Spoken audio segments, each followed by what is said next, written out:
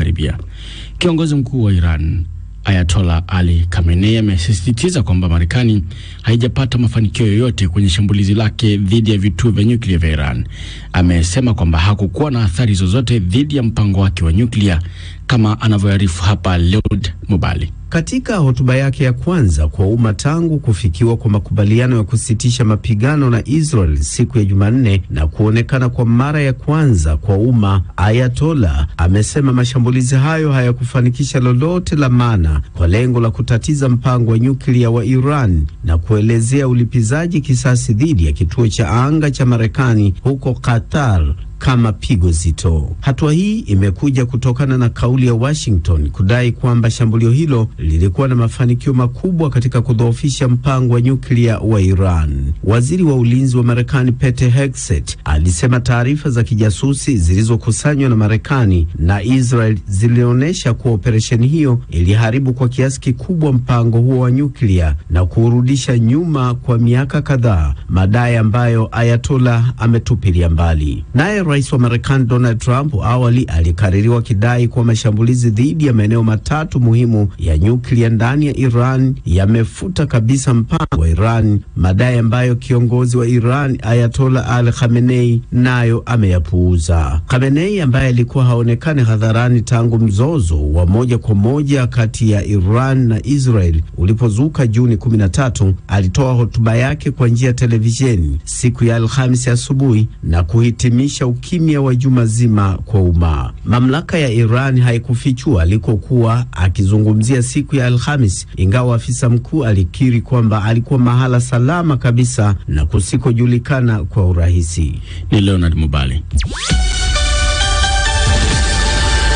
Wakati hali ya utulivu ikiwa imerejea nchini Kenya na ulinzi kuimarishwa, tume ya kitaifa kutetea haki za binadamu nchini humo inaendelea na uchunguzi wake kuhusiana na ghasia zilizoibuka na kusababisha vifo katika maandamano ya Jumatano. Mkurugenzi msaidizi wa tume hiyo Lucas Kimathi amesema maafisa wapo katika sehemu mbalimbali ikiwemo kwenye hospitali kwa ajili ya uchunguzi. Watu 16 wameuawa na wengine zaidi ya 400 ikiwemo polisi kujeruhiwa katika maandamano hayo. Halimanza amezungumza naye na kuanza kumuuliza pia kuhusiana na taarifa za kuwepo kwa miili mingine ya watu iliyogunduliwa katika duka moja Nairobi. Kwa sasa hivi ni madai tu, tumepata hiyo taarifa na kuna maafisa wetu ambao tayari washatumwa kwenda pale kuchunguza, na wakati tunapodhibitisha kwamba ni kweli ilifanyika ama yawe tu ni madai, pengine watu wanataka kufanya mzaha, pia wakati tutakuwa tunatoa taarifa yetu nyingine tutaweza kuelezea. Baadhi ya waliouawa na polisi hawakuwa washiriki wa maandamano. Taarifa hizo mnazo nyie? Ni kweli kwamba kwa hizo taarifa ambazo tumeweza kuandikisha kwamba kuna watu ambao walikuwa wanafanya biashara zao, wengine walikuwa wanatoka ama kwenda kazini na wakaweza kupatana na risasi na wakapoteza uhai. Kwa hivyo ni kweli. Waziri wa mambo ya ndani wa Kenya Kipchumba Murkomen ameelezea kwamba maandamano yaliyofanyika siku ya Jumatano kama jaribio la mapinduzi lilofeli. Unazungumziaje kauli yake hiyo? Tumepata hiyo taarifa, lakini sidhani hiyo ni ya kweli, sababu tuna idara ya ujasusi na kama ni watu ambao walikuwa wanapanga kugeuza serikali, tunatarajia serikali yenyewe ingejua mapema. Amesema pia hao vijana wengine baadhi yao walikuwa wamelipwa kwenda kufanya maandamano. Pia tuna idara ya polisi ya ujasusi, wangekuwa tayari wameshashika hao watu wenye ambao walikuwa wanatoa fedha, wenye walikuwa wanapanga njama ya kugeuza serikali. Na sisi kama tume ya kutetea haki, ile jambo ambalo tunaangazia zaidi ni kwamba badala ya serikali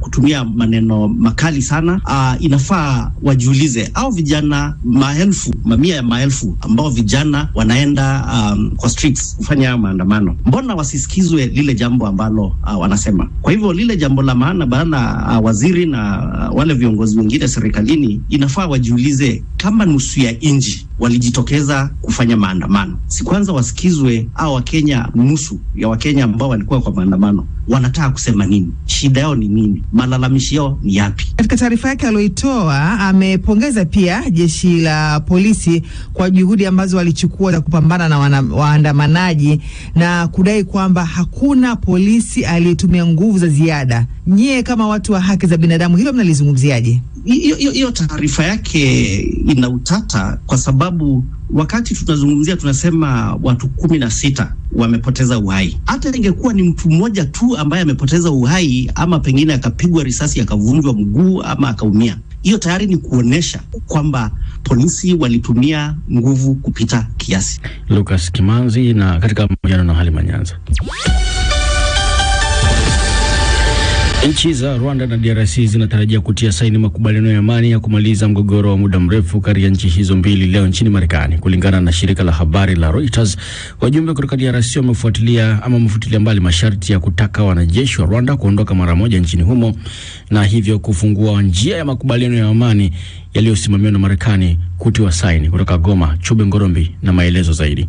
Wakati leo wananchi wa Kongo wasubiri suluhisho la amani nchini Marekani, wakiwa kwa miongo kadhaa wanalalamikia amani mashariki mwa DRC, timu ya utangulizi wa kusainiwa kwa makubaliano ya amani kati ya Jamhuri ya Kidemokrasia ya Kongo na Rwanda iliyopangwa hii leo Juni 27, 2025 huko Washington, Marekani, timu ya kwanza ya Kongo tayari inashuhudiwa kuwasili Amerika. Kulingana na vyanzo, ujumbe uliotangulia mwingine ambao uliokuwa njiani umeundwa na washiriki wa urais wa Wizara ya Mambo ya Nje ya DRC, jambo ambalo limewapa matumaini ya amani baadhi ya raia mashariki mwa DRC. Sidhani kama hii makubaliano itawezekana kwa sababu hii sio makubaliano ya kwanza. Tunayo matumaini kwamba tutapata amani katika nchi yetu ya Kongo, sababu nchi kuu Marekani imejihusisha vilivyo na swala hili. Kujulisha hayo, Moise Lubuto, kiongozi wa vijana kutoka shirika la raia Ikobo wilayani Walikale mashariki mwa DRC. Sasa ikiwa nchi mbili zitakubaliana, itatufurahisha sisi, kwa sababu makubaliano isiwe tu ya midomo, lakini iwe yenye kuleta sura nzuri na yenye kuleta matunda. Na hatutaki vita iendelee, tunataka tu makubaliano kati ya Kongo na Rwanda, kwa sababu tumeteseka sana na vita. Kusudi linalofuatwa na Marekani katika juhudi za upatanishi wanazotoa katika mkoa mkubwa kati ya DRC na Rwanda, hasa wakati wa kuboresha hali ya biashara ili kukuza uwekezaji katika hali ya hewa. Balozi wa Amerika katika DRC, Lisi Temline, alileta ufafanuzi huu wakati wa mkutano ulioandaliwa Jumanne Juni 24 katika kituo cha utamaduni cha Amerika Kinshasa na jukwaa la mafunzo ya kimataifa. Matamshi ambayo pia wabunge wachaguliwa wa mashariki mwa DRC wameshuhudia kuunga mkono pamoja na juhudi za Amerika na DRC katika kutafuta amani nchini Kongo. Eliva Humawa ni mbunge mchaguliwa wa mkoa wa Kivu Kaskazini. Tunakubali huo mpangilio na tunaambia rais wetu Tshisekedi aendelee mbele, na rais Donald Trump tunamupigia hongera, naye aendelee kusaidia nchi yetu ya Kongo, sababu pamoja ulimwengu wa leo hakuna nchi ambayo inaweza kujitoshelea bila kuhusiana na nchi nyingine, zaidi nchi kabambi yenye nguvu kama nchi ya Umarekani. Ni taarifa yake Chube Ngorombi ambayo inatupeleka moja kwa moja kwake Omar Kabara Rastafari.